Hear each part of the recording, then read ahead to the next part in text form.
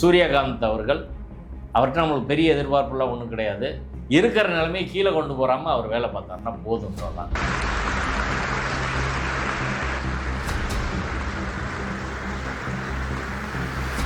ஏற்கனவே ஓய்வு பெற்ற ஒரு உச்சநீதிமன்ற நீதிபதியை அவர் மேலே புகார் சொல்லியிருக்காரு.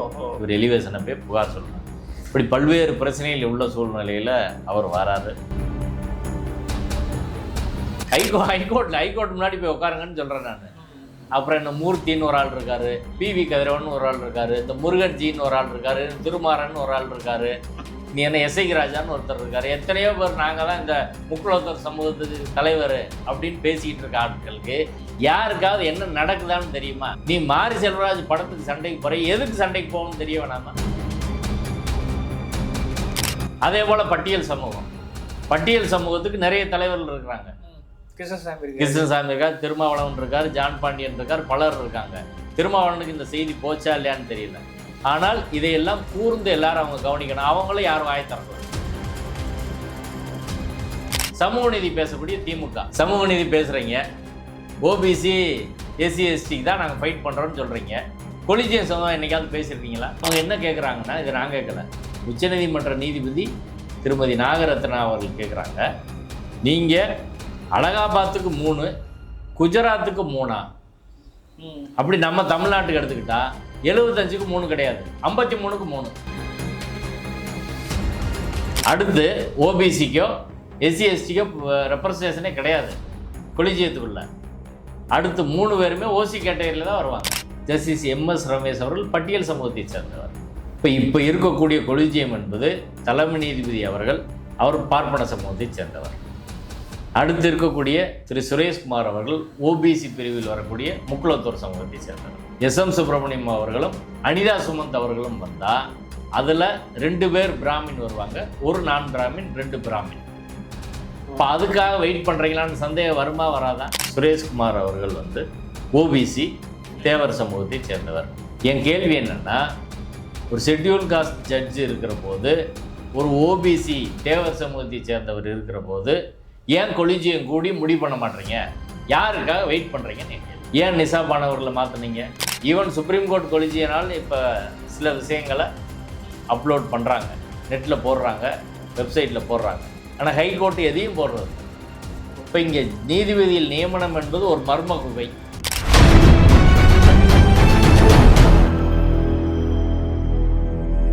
சார் வணக்கம். வணக்கம். குறிப்பாக உச்சநீதிமன்றத்துடைய மிக முக்கியமாக பிஆர் கவாய் ஓய்வு பெற்ற பிறகு தலைமை நீதிபதியாக சூரியகாந்த் நியமிக்கப்பட்டிருக்கிறார். நேற்று கூட அது பெரிய விழா, பெரிய அளவுக்கு இந்தியா முழுக்க அவர் இதுவரை என்ன தீர்ப்பு கொடுத்துக்கிறார் அப்படி ஒரு பேச பொருளமாக இருக்குது. இப்போ குறிப்பாக சமீப காலங்களில் எந்த ஒரு பிரச்சனைக்குமே, நாட்டையே கூட உழுக்கக்கூடிய பிரச்சனைக்கு கூட நீதிமன்றங்கள் தான் அதை தீர்மானிக்கிறது இருக்குது. இப்போ ஆளுநர் பிரச்சனையோட நீங்கள் அறிஞ்ச விஷயந்தேன். அப்போ இந்த நடைமுறை மாற்றம் தலைமை நீதியாக மாறுறது என்னமோ மாறிக்கிட்டு இருக்காங்க. ஆனால் பிரச்சனைகள் தீர்ந்தபாடியில் கடைசி நம்பிக்கையாக உச்சநீதிமன்றமோ அல்லது உயர்நீதிமன்றம் போய்கிட்டு இருக்கோம் இல்லையா? பிரச்சனைகள் கூர்மிட்டு இருக்கிற அந்த காலகட்டத்தில் தலைமை நீதிபதி, அதாவது உச்சநீதிமன்றமோ உயர்நீதிமன்றமோ நடக்கிற மாற்றங்களில் என்ன பல்வேறு சிக்கல் இருக்கிறது, விமர்சனங்களில் தொடர்ந்து வந்துட்டு இருக்கு இல்லையா? எப்படி பார்க்குறீங்க நீங்கள்? நீதித்துறைக்குள் ஏராளமான பிரச்சனைகள், சிக்கல்கள் இருப்பது உண்மைதான். அதில் நான் அடிப்படையாக பார்க்கும் சிக்கல் எதுன்னா, அப்பாயின்மெண்ட் ஆஃப் ஜட்ஜஸ், நீதிபதிகள் நியமனம். உயர் நீதிமன்றத்திற்கும் உச்ச நீதிமன்றத்திற்கும் நீதிபதிகளை தேர்ந்தெடுக்கிற முறை, அதுதான் அடிப்படையில் பிரச்சனை. அந்த முறையை சரியாக ஒழுங்குபடுத்தினா பல்வேறு பிரச்சனைகள் தீர்க்கப்படும் அப்படின்னு தான் பார்க்குறோம். ஏன்னா ஒரு ஜனநாயக நாடு, அரசியல் சட்ட நாட்டில் எல்லோருக்கும் உரிய பிரதிநிதித்துவம் அரசு நிர்வாகம், நீதித்துறை நிர்வாகத்தில் இருக்கணும் அப்படின்றது ஒரு அடிப்படையான அரசியல் சட்ட கோட்பாடு. உயர் நீதிமன்றத்தில் உச்ச நீதிமன்றத்திலோ எல்லா தரப்புக்கும் அப்படி பிரதிநிதித்துவம் இருக்கானா? இல்லை. சபார்டினேட் ஜுடிஷியரியில் தமிழ்நாட்டை பொறுத்த அளவுக்கு இருக்குது. ஏன்னா ரிசர்வேஷன் இருக்கு, பெண்களுக்கும் ரிசர்வேஷன் இருக்கு. அதனால் நிறைய பேர் பெண்களுக்கு தமிழ்நாடு சபார்டினேட் ஜுடிஷியரிலாம் கிட்டத்தட்ட 60% பெண்கள் இருக்காங்க. அது காரணம் இடஒதுக்கீடு தான். உச்ச நீதிமன்றத்துக்கோ உயர் நீதிமன்றத்துக்கோ இடஒதுக்கீடு கிடையாது. இடஒதுக்கீடு கிடையாதுன்றது ஒரு பிரச்சனை. ரெண்டாவது, தேர்வு செய்கிற முறை. மெட்ராஸ் ஹைகோர்ட்டில் உள்ள நீதிபதிகளை தேர்வு செய்து பரிந்துரை செய்வது உச்ச நீதிமன்றத்திற்கு, சென்னை உயர் நீதிமன்றத்தில் உள்ள கொலிஜியம்னா தலைமை நீதிபதி, அதற்கப்புறம் இருக்கக்கூடிய 2 சீனியர் ஜட்ஜஸ். உச்ச நீதிமன்ற நீதிபதிகளை தேர்வு செய்யக்கூடிய உயர்நீதிமன்ற நீதிபதியில் அங்கீகரித்து ஒன்றிய அரசுக்கு அனுப்பக்கூடிய ஒரு பணியை செய்வது supreme court collegium. Supreme court கொலிஜியத்தில் தலைமை நீதிபதியும் அதற்கப்புறம் இருக்கக்கூடிய 4 மூத்த நீதிபதிகளும் இருப்பாங்க. மொத்தம் 5 பேர் இருப்பாங்க. இப்போ இந்த கொலிஜியத்தோட ஃபங்க்ஷன் முறையாக நடக்குதான்னா 100% இல்லை. அதில் வெளிப்படைத்தன்மை கிடையாது, ப்ரொசீஜர் கிடையாது. ஊருக்கு உலகத்துக்கெல்லாம் வெளிப்படையாக இருக்கணும், நீங்கள் நம்பகத்தன்மையாக இருக்கணும், ஒரு ப்ரொசீஜர் படி நடக்கணும். அப்படி இல்லாமல் நடந்தால் அதை நாங்கள் ரத்து செய்வோம் என்று சொல்லக்கூடிய நீதித்துறை சொந்த நீதிபதிகள் நியமனத்தில் அதை எதையுமே ஃபாலோ பண்ணுறதில்ல அப்படின்றதான் வருத்தத்துக்குரிய செய்தி. இதை நான் சொல்லலை, ஓய்வு பெற்ற உச்சநீதிமன்ற நீதிபதிகள் அவங்க கொலிஜியத்தில் இருந்தவங்க சொல்லியிருக்கிறாங்க. ஓய்வு பெற்ற உயர்நீதிமன்ற நீதிபதிகள் அவங்க எல்லாம் ரோஹின்டன் நாரிமன்லேருந்து செல்லமேஸ்வர் வரை பல்வேறு நீதிபதிகள் அந்த கருத்தை வெளிப்படுத்தி இருக்கிறார்கள். இப்போது கூட ஜஸ்டிஸ் பிவி நாகரத்னா அவர்கள் டிசன்ட் எழுதியிருக்காங்க 2 நீதிபதிகள் நியமனத்தில். அதை கூட வெப்சைட்டில் கூட பப்ளிஷ் பண்ண மாட்டாங்க அப்படின்றது தான் அவங்களோட நிலைமை. அடுத்த தலைமை நீதிபதி அவங்க. ஆமாம். இப்போ இப்படி இருக்க சூழ்நிலையில் இப்போ மெட்ராஸ் ஹைகோர்ட் எடுத்துக்கிறோம். சென்னை உயர்நீதிமன்றத்தில் இன்னைக்கு இப்போதைய தலைமை நீதிபதி வந்ததுலேருந்து உள்ள பிரச்சனையை பார்ப்போம். இப்போதைய தலைமை நீதிபதி ராஜஸ்தான் ஹைகோர்ட்லேருந்து 21/7/2025 மெட்ராஸ் ஹைகோர்ட்டுக்கு வராரு. அவர் பேர் திரு மணீந்திர மோகன் ஸ்ரீவத்சவ். அவர் பேர் 21/7/2025 வராரு. அவர் வரும்போது ஜஸ்டிஸ் ஆர் சுப்பிரமணியம் 2வது ஜட்ஜாக இருக்கார், ஜஸ்டிஸ் எம் சுந்தர் 3வது ஜட்ஜாக இருக்கார். இவங்க தான் கொலிஜியம். இதில் 24/7/2025 ஜஸ்டிஸ் ஆர் சுப்பிரமணியம் ரிட்டையர்ட் ஆயிடுறாரு. அதற்கு பிறகு ஜஸ்டிஸ் எம் சுந்தர் தலைமை நீதிபதி, ஜஸ்டிஸ் எம் சுந்தர், அதற்கப்புறம் ஜஸ்டிஸ் சுரேஷ்குமார், இவங்க 3 பேர் தான் கொலிஜியம். இவங்க தான் நீதிபதிகளுக்கு பரிந்துரை பண்ணணும், செலக்ட் பண்ணி. மதுரை ஹைகோர்ட்லேயும் மெட்ராஸ் ஹைகோர்ட்டில் உள்ளவங்களை பரிந்துரை பண்ணி அனுப்பணும். இப்போதைக்கு ஒரு கிட்டத்தட்ட 20க்கு மேலே வேக்கன்ட் இருக்குது, 20 வேக்கன்ட் இருக்குது. அடுத்து என்ன பண்ணுறாங்கன்னா 13/9/2025 ஜஸ்டிஸ் எம் சுந்தரை மணிப்பூருக்கு தலைமை நீதிபதியாக மாற்றி ட்ரான்ஸ்ஃபர் பண்ணிடுறாங்க. அவர் போயிடுறாரு. அவர் எப்போ வரை இருக்கிறாரு அப்படின்னா அவர் ரிட்டைர்மெண்ட் டேட்டு 18/7/2028 வரை இருக்கார். அவர் இங்கே கண்டினியூ ஆனால் அவர் தொடர்ந்து கொலிஜியத்தில் இருப்பார். ஜஸ்டிஸ் எம் சுந்தர் அவர் மிக மிக நேர்மையான ஒரு நீதிபதி, எந்த அழுத்தங்களுக்கும் பணிய மாட்டார். ஆர்எஸ்எஸ் ஐடியாலஜியோ வேறு எந்த ஐடியாலஜிக்கோ அவர் பணியக்கூடிய நபர் கிடையாது. அவரை தலைமை நீதிபதியாக்கி அனுப்பிச்சிட்டாங்க. இது ஒரு விஷயம். அடுத்து கொலிஜியம் யார்? தலைமை நீதிபதி ஜஸ்டிஸ் சுரேஷ்குமார், ஜஸ்டிஸ் நிசாபான். நிசாபான் அவர்கள் மதுரை பாரில் ப்ராக்டிஸ் பண்ணிட்டு போன ஒரு மைனாரிட்டி கிறிஸ்டின் சமூகத்தை சேர்ந்த ஒரு நீதிபதி. இப்போ நிசாபான் அவர்கள் அவங்க எப்போ ரிட்டையர்ட் ஆகுறாங்கன்னா 17/9/2028. அவங்களும் 3 வருஷம் கொலிஜியத்தில் இருக்கக்கூடிய வாய்ப்பு இருக்குது. சரி. நிசாபான் அவர்கள் ஏப்ரல் 25-26 உச்சநீதிமன்ற கொலிஜியம் மீட்டிங்கில் முடிவு பண்ணி அவங்கள கேரளாவுக்கு ட்ரான்ஸ்ஃபர் பண்ணுறாங்க. கேரளாவில் அவங்க எத்தனாவது இடத்துக்கு போகிறாங்க? 7வது இடத்துக்கு போகிறாங்க. இங்கே 3வது இடத்துல இருந்த ஜட்ஜு கேரளாவில் 7வது இடமோ 9வது இடத்துக்கும் அவங்க போகிறாங்க. ஆகஸ்ட்டில் 26ஆம் தேதி உச்சநீதிமன்றம் கொலிஜியம் பரிந்துரை பண்ணுது. அக்டோபர் 14ஆம் தேதி சென்ட்ரல் கவர்மெண்ட் நோட்டிஃபிகேஷன் போட்டு அவங்கள அங்கே ஜாயின் பண்ண சொல்கிறாங்க. அவங்க லீவு போட்டு இதுவரை ஜாயின் பண்ணலை. நான் அவங்களுக்கு கேசஸ் அலாட் பண்ணாமல் அவங்க வீட்டில் ஜட்ஜோட பங்களாவிலே இருக்கிறாங்க. இப்படி ஒரு நிலை, நெருக்கடியான நிலை இங்கே இருக்குது. இப்போ ஜஸ்டிஸ் நிசாபானு 2028 வரை இருப்பாங்க. அவங்களையும் மாற்றிட்டாங்க. என்ன காரணத்துக்கு மாற்றுறாங்க அப்படின்றதா இப்போ நம்ம கேள்வி. ஒரு நீதிபதியை இங்கேருந்து வேறு ஸ்டேட்டுக்கு மாற்றுறீங்கன்னா காரணம் வேணும்ல. அவங்க சீனியாரிட்டி 3வது இடத்துல இங்கே இருக்கிறாங்க. இன்னொரு இடத்துல 7வது இடத்துல 9வது இடத்துல போட்டிங்கன்னா சீனியாரிட்டி போகுது.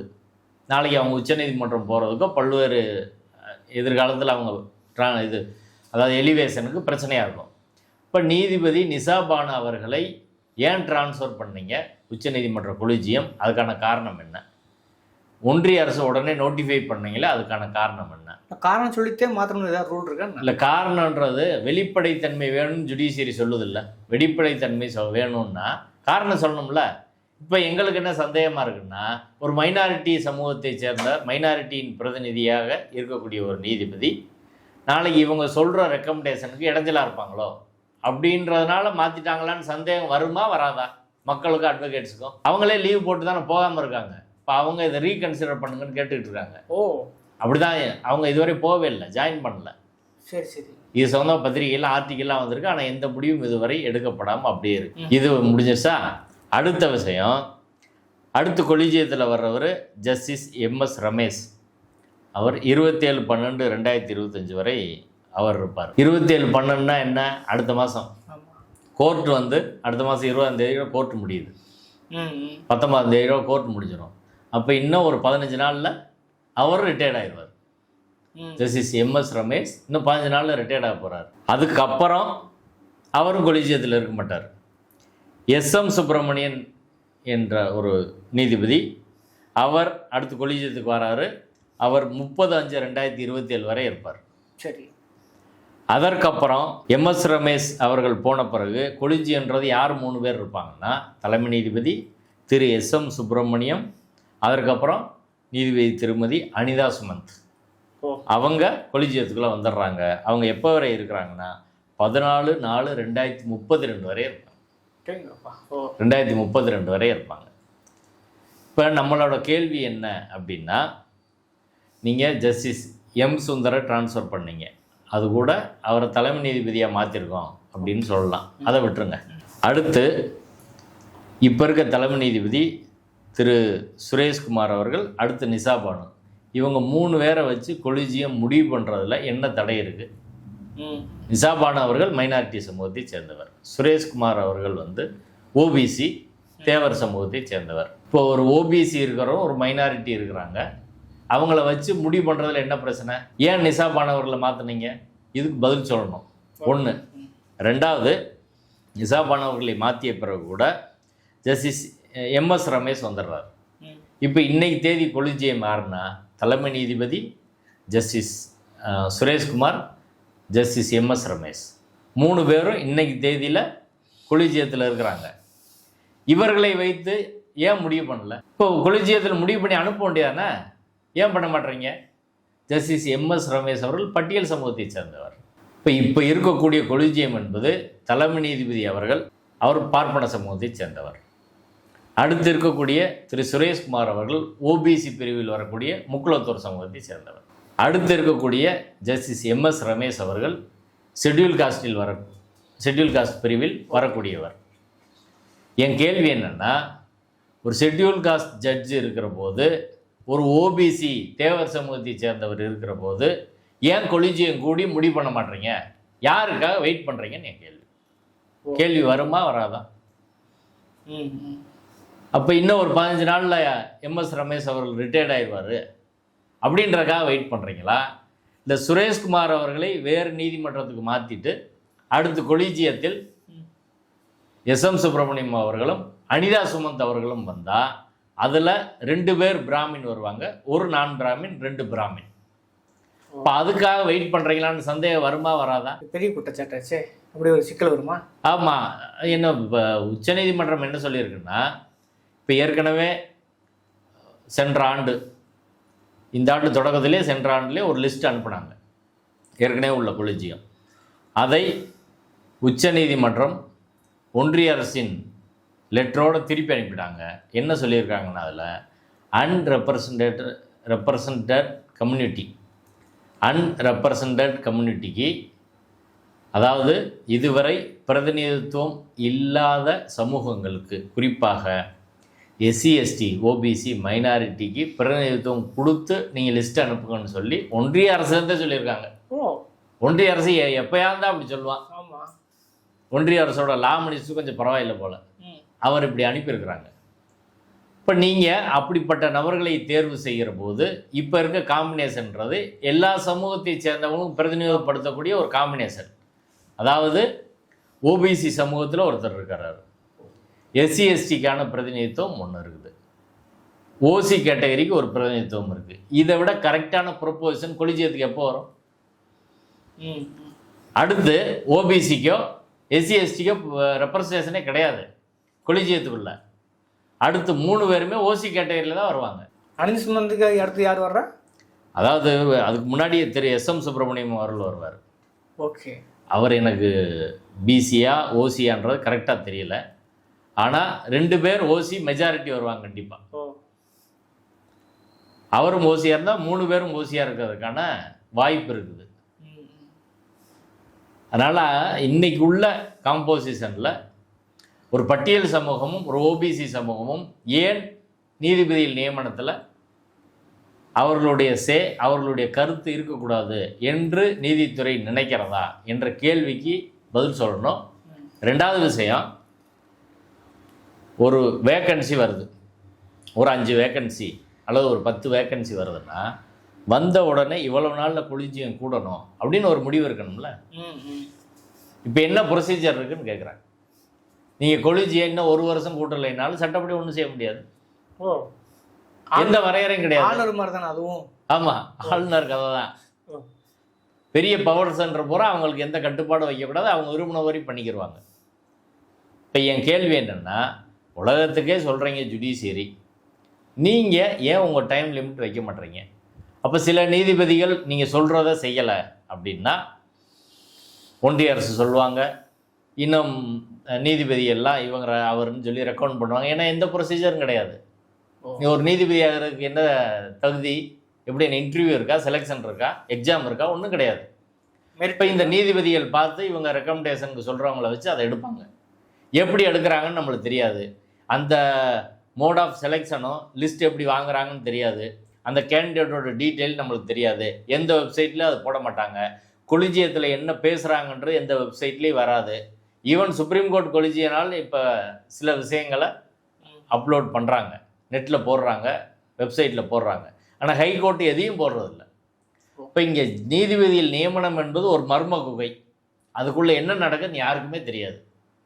இதே ஒரு ஐஏஎஸ் அப்பாயின்மெண்ட்லேயோ, ஒரு கலெக்டர் அப்பாயின்மெண்ட்டில், அல்லது வேறு ஒரு தாசில்தார் அப்பாயின்மெண்ட்டில், ஒரு இன்ஸ்பெக்டர் டிஎஸ்பி அப்பாயின்மெண்ட்டில், ஒரு பியூன் அப்பாயின்மெண்ட்டில் கூட, ஒரு ஆசிரியர் அப்பாயின்மெண்ட்டில் கூட நீங்கள் என்ன சொல்கிறீங்க, ஜுடிஷியரி ப்ரொசீஜர் ஃபாலோ பண்ணல, நீங்கள் ரத்து பண்ணுறீங்க.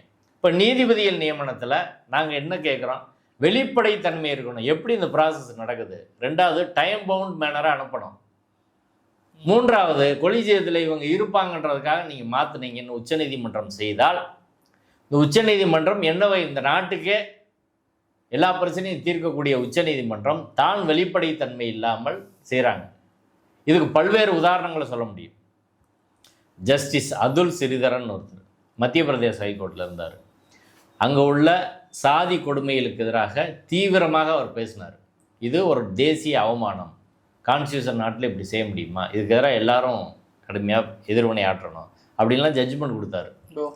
அவரை ஃபஸ்ட்டு சத்தீஸ்கர் கோர்ட்டுக்கு மாற்றினாங்க. யூனியன் கவர்மெண்ட் அதை நோட்டிஃபையே பண்ணலை.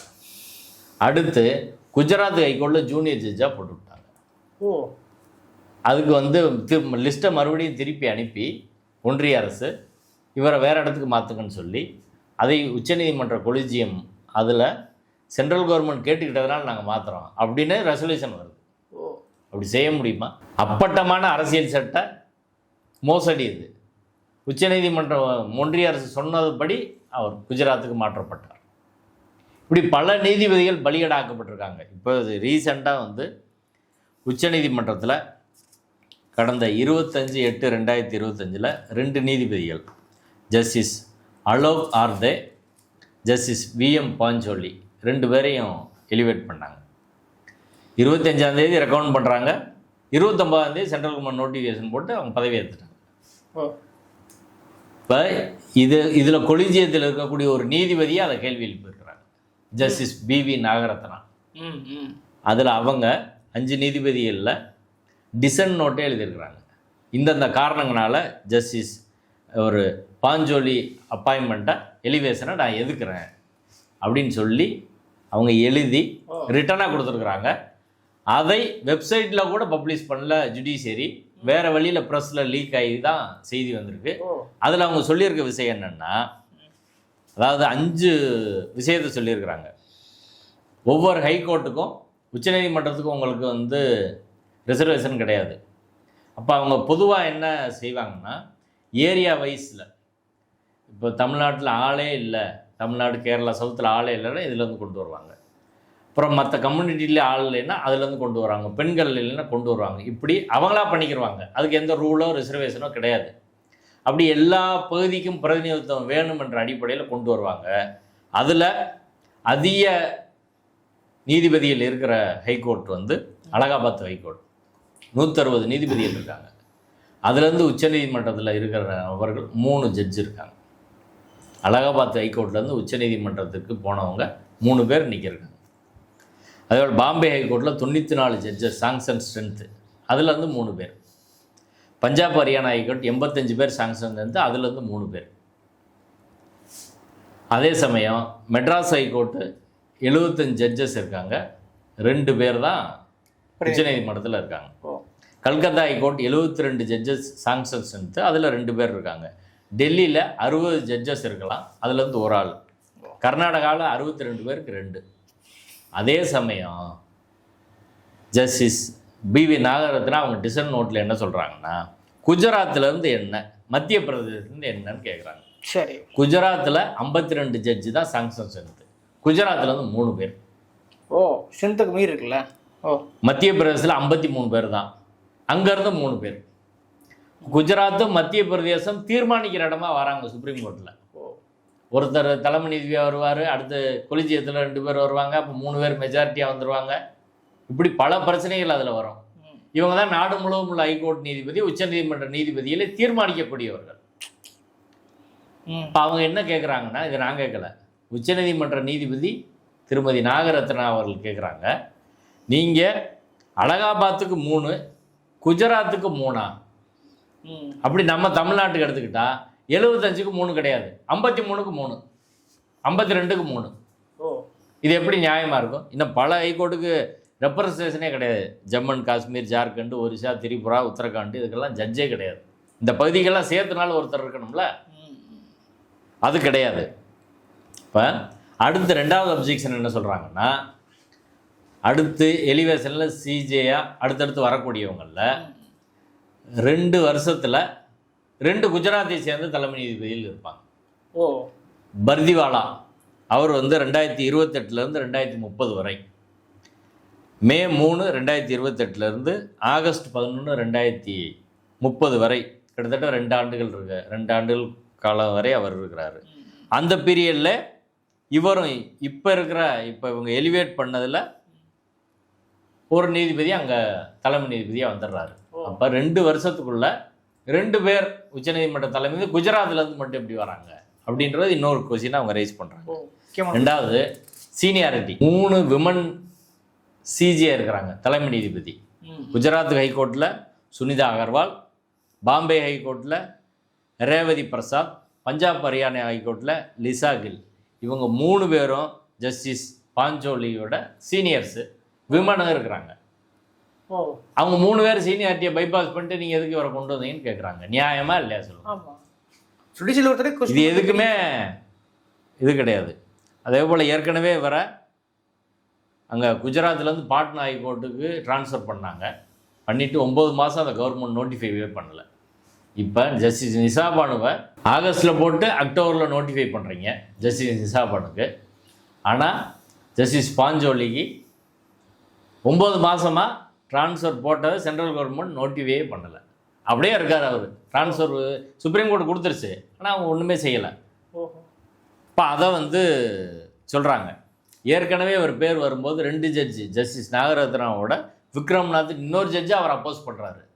2வது தடவை சென்ட்ரல் கவர்மெண்ட்லும் திரும்பி வந்து அவரை ரீகன்சிடர் பண்ணுங்கன்னு சொல்கிறப்ப அந்த ஜட்ஜி ஸ்டாண்டை மாற்றிக்கிறாரு. இது எப்படி செய்ய முடியும்னு தெரியலைன்னு அவங்க சொல்கிறாங்க. முதல்ல எதுக்கு அப்போஸ் பண்ணார், இப்போ எதுக்கு மாற்றினாருன்னு தெரியல அப்படின்னு. இப்போ ஒரு உச்சநீதிமன்ற நீதிபதி நியமனத்தில் இவ்வளவு குளறுபடி இருக்குன்னு யார் சொல்கிறது? இன்னொரு உச்சநீதிபதி, அவங்க வருங்கால தலைமை நீதிபதி, அடுத்து அவங்க தானே அவங்களே சொல்கிறாங்க. அப்போ இப்படி கொஞ்ச நாள் தான் இருப்பாங்க அவங்க.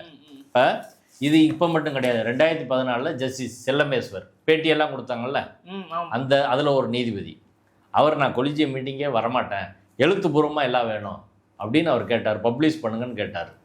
அதுவே ஒரு பெரிய பிரச்சனையாக இருந்துச்சு. அடுத்து 2018 ஜஸ்டிஸ் மதன் லோகூர் கொலிஜியத்தில் இருந்தார். அவங்க கொலிஜியம் 2 வேற ரெக்கமெண்ட் பண்ணுறாங்க. அந்த செய்தி சுப்ரீம் கோர்ட் வெப்சைட்டில் கூட போடல. அது ஒன்றுமே பண்ணல. அதுக்கப்புறம் அவர் ரிட்டையர் ஆன பிறகு இன்னும் 2 பேரை இவங்க புதுசாக ரெக்கவுண்ட் பண்ணி அடுத்த கொலிஜியை அனுப்பிடுச்சு. முன்னாடி இவங்க ரெக்கவுண்ட் பண்ணாங்களே அது ரெக்கார்டில் கூட வரல. ரகசியமாக அந்த டாக்குமெண்ட் என்னாச்சுன்னு தெரியலை அப்படின்னு அவர் தான் சொல்லியிருக்காரு. நான் இருக்கிற போது 2 பேர் ரெக்கவுண்ட் பண்ணமே, அது ஒரு ரெக்கார்டில்னால் வைக்க வேணாமா, அது எதனால் நீங்கள் பண்ணலை அப்படின்றத ஒன்றும் சொல்லலை. அதே போல் ஜஸ்டிஸ் ரோஹிங்டன் நாரிமன் இருக்கிற போது அகில் குரேஷின்னு ஒரு ஜட்ஜ் இருந்தார். யாருன்னா அவர் குஜராத்தில் இருக்கிற போது அமித்ஷாவை ரிமாண்ட் பண்ணவர். அவரை கடுமையாக மோடி அரசு பழி வாங்கினாங்க. அவரை சுப்ரீம் கோர்ட்டுக்கு வர விடாமல் தடுக்கிறது கடைசி வரையே வரவே விடலை. இப்போ ஜஸ்டிஸ் நாரிமன் என்ன பண்ணார், அவர் கொலிஜியத்தில் இருக்கிற போது ஜஸ்டிஸ் குரோசியை எலிவேட் பண்ணாமல் நீங்கள் யாரையும் நியமிக்கக்கூடாது, கிட்டத்தட்ட 2 வருஷம் யாரையுமே போட விடாமல் வச்சிட்டார். அவ்வளோ பெரிய ஃபைட் அதுக்குள்ளே நடந்துச்சு. அதுக்கப்புறம் ஜஸ்டிஸ் முரளிதர் நம்மளுக்கு தெரியும், அவரையும் சுப்ரீம் கோர்ட்டுக்கு வரவிடாமல் தடுத்தாங்க. டெல்லி ரயோட்டில் அவர் கொஸ்டின் பண்ணார் அப்படின்றதுனால. இப்போ என்ன பிரச்சனைன்னா, அடிப்படையில் ஒரு நீதித்துறை சுதந்திரமாக செயல்படுறதுக்கு மிகப்பெரிய தடைக்கல்லாக ஒன்றிய அரசு நின்று முழுக்க இன்ஃப்ளூயன்ஸ் பண்ணுறாங்க அப்படின்றத அதில் தெரியுது. இது இவ்வளோ குழப்பத்துக்கு பிரச்சனைக்கு காரணம் யார்? ஒன்றிய அரசு. அந்த ஒன்றிய அரசின் நெருக்கடிக்கு உச்சநீதிமன்ற நீதிபதியிலும் பணிஞ்சு போகிறாங்கன்றதான் வருத்தத்துக்குரிய ஒரு விஷயம். மற்றவங்ககிட்டலாம் வீரம் காட்டுற உச்சநீதிமன்ற நீதிபதிகள் இதில் பேசுகிறதே கிடையாது. தமிழ்நாட்டு எக்ஸாம்பிளே எடுத்துக்கோங்க. 2021 உயர்நீதிமன்ற வழக்கறிஞர் ஜான் சத்யன் அவர்கள் பேர் சுப்ரீம் கோர்ட்டுக்கு ஹைகோர்ட்டுக்கு ஜட்ஜுக்கு ரெக்கமெண்ட் பண்ணாங்க உச்சநீதிமன்றத்திலேருந்து. ஒன்றிய அரசாங்கம் என்ன சொன்னால், அவர் மோடிக்கு எதிராக ஃபேஸ்புக்கில் எழுதிட்டார் அப்படின்னு நிறுத்திட்டாங்க. அடுத்து மறுபடியும் அந்த ரீகன்சிடரேஷன் போகுது. அப்போ மறுபடியும் அதை பரிசீலித்தோம். அது ஒரு பிரச்சனைக்குரிய விஷயம் கிடையாது, எல்லாரும் கிரிட்டிசைஸ் பண்ணலாம், அவர் விமர்சனம் தான் பண்ணியிருக்கிறாரு. நீங்கள் அவர் ஹைகோர்ட் ஜட்ஜாக போட்ட பிறகு தான் ஜஸ்டிஸ் விக்டோரியா கௌரி உட்பட மற்றவங்களை நியமிக்கணும்னே அனுப்புனாங்க. இது 2022 முடிவெடுத்து நடக்கலை. முடிவெடுத்து இப்படியே சொல்லி அனுப்புனாங்க, ரெசல்யூஷன் போட்டு. என்னாச்சு? இப்போ வரைக்கும் இல்லை, இன்னைக்கு வரை இல்லை. நீ அவங்க சொன்ன மற்ற எல்லாரும் ரிட்டையர்ட் ஆகி கூட போயிடுவாங்க போல், எதுவுமே நடக்கலை. அப்போ இதில் யார் இன்றைக்கி அப்பாயின்மெண்ட் அத்தாரின்ற கேள்வி ஆயிடுச்சு. இதுவரை 3rd ஜட்ஜஸ் கேஸ் படி 2nd ஜட்ஜஸ் உயர்நீதிமன்ற உச்சநீதிமன்ற நீதிபதி நியமனத்தில் 3 கேஸ் இருக்குது. 1st judge case, 2nd judge case, 3rd judge case. அதன்படி உச்சநீதிமன்ற கொலிஜியம் முடிவு பண்ணால் அவங்கள தான் அப்பாயின்ட் பண்ணணும். ஆனால் இப்போ ஒன்றிய அரசுக்கு பல அப்பாயின்மெண்ட் போகுது. ஈவன் சுப்ரீம் கோர்ட் ஜட்ஜஸ் நியமனம், உயர்நீதிமன்ற நீதிபதி நியமனம் அவங்க விரும்பலைன்னா நோட்டிஃபை பண்ண மாட்டாங்க.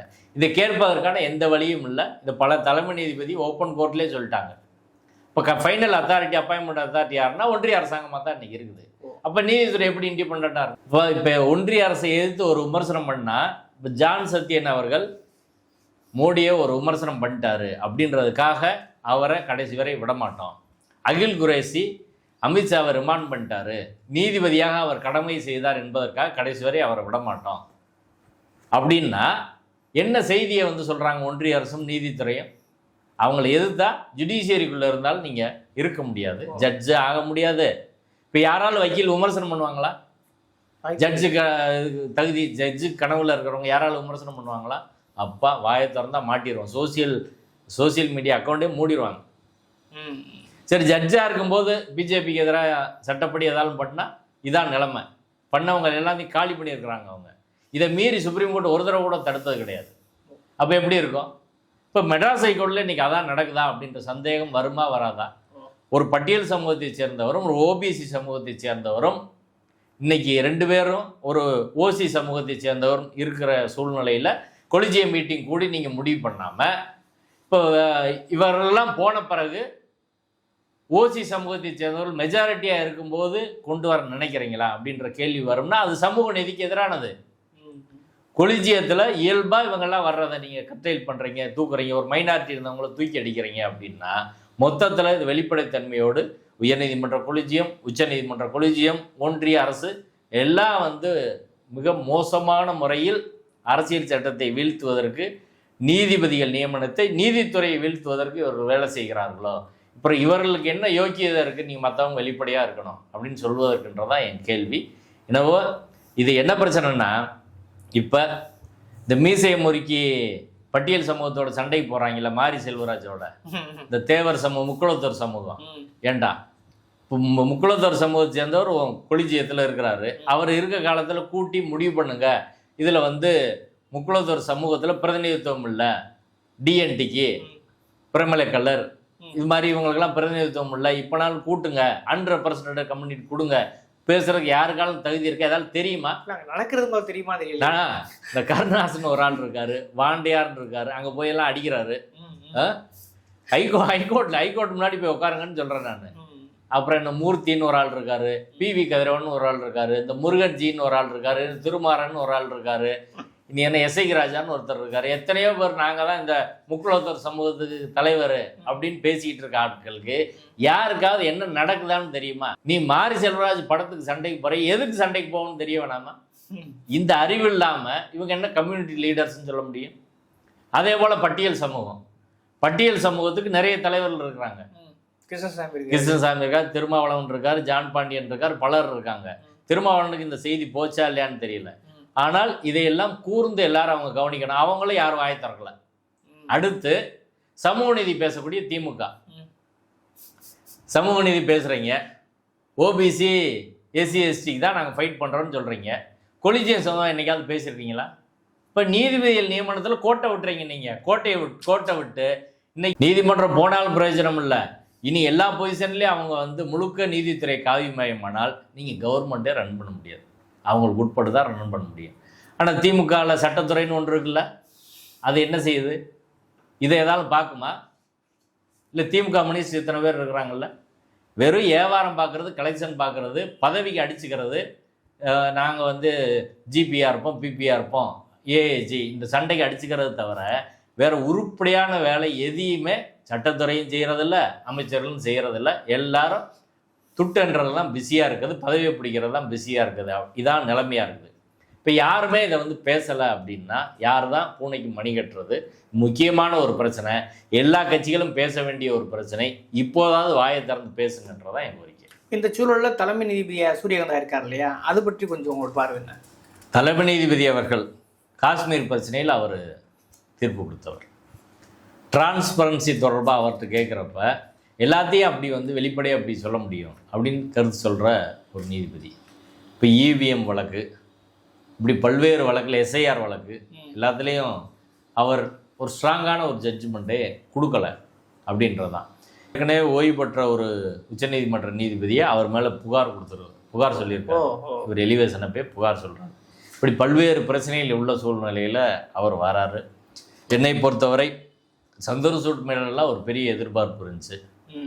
ஆமாம், இப்போ கவாய் அவர்கள் மீது பெரிய எதிர்பார்ப்பு இருந்துச்சு. அந்த எதிர்பார்ப்புகள் கூட பொய்த்து போனது தான் நம்ம பார்த்தோம். இப்போ இவர் மேலே நம்மளுக்கு பெரிய எதிர்பார்ப்புலாம் ஒன்றும் கிடையாது. இருக்கிறத மெயின்டைன் பண்ணிட்டு போனாலே பரவாயில்லை. இதற்கிடையில் சஞ்சீவ் கண்ணான்னு ஒரு சிஜே வந்தாருங்க. ஆமாம், அவர் நல்ல விஷயங்கள் பண்ணார். நிறைய விஷயம் குறிப்பிட்ட காலத்தில் சில நல்ல விஷயங்கள் பண்ணிட்டு போனார்.